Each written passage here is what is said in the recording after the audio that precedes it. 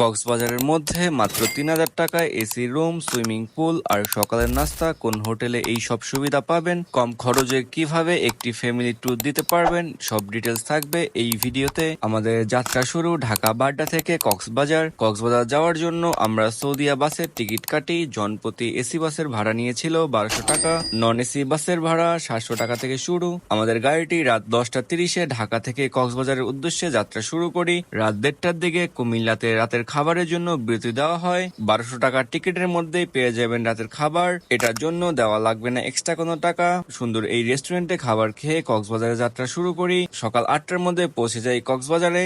Dolphin মোড় থেকে auto করে আমরা চলে যাব এখন সুইট সাদাপ হোটেলে। এখানে কাপল রুমের ভাড়া ৩,০০০ টাকা আর ডাবল রুমের ভাড়া ৫,০০০ টাকা। বড় ডাবল রুম ফ্যামিলি সহ খুব ভালোভাবে থাকতে পারবেন এবং সাথে সুইমিং পুল, ব্রেকফাস্ট তো আছেই। তাদের হোটেলে খাবারের ব্যবস্থা রয়েছে, যা টেলিফোন করলেই পেয়ে যাবেন।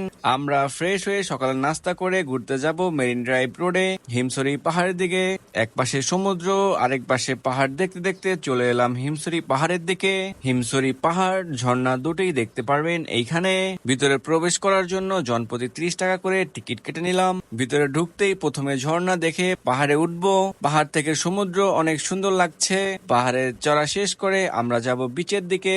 সুন্দর সানসেট দেখে আমরা রুমে গিয়ে বিশ্রাম করি। পরের দিন আমরা প্যারাসিলিং আর সমুদ্র পাড়ের মানুষের মাছ ধরা দেখব। সন্ধ্যায় কেনাকাটা করি এবং রাতের বাসে করে আমরা ঢাকায় ব্যাক করি। আমরা কক্সবাজারের পরের ভিডিওতে প্যারাসিলিং কোথা থেকে করবেন সব ডিটেলস দেওয়ার চেষ্টা করব।